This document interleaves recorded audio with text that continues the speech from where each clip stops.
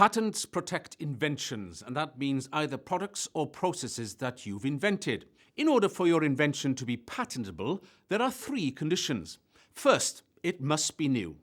That means that it's a completely new idea that's never been made available to the public, even by you. The second condition is that it has to have an inventive step that's not obvious to someone with knowledge and experience of the subject. And thirdly, it has to be capable of being made or used in some kind of industry.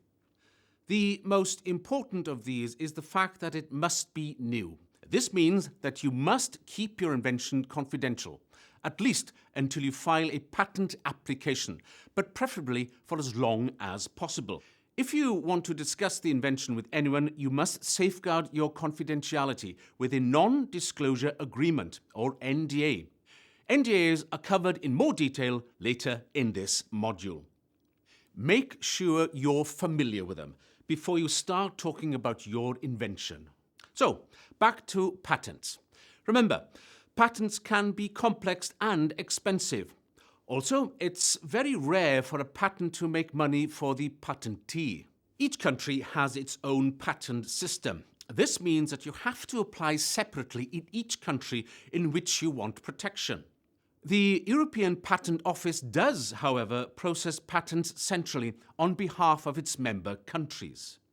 A patent office will assess each application, firstly to see if it can be patented and then to grant the patent. Patents last for up to 20 years from filing, but usually have to be renewed annually.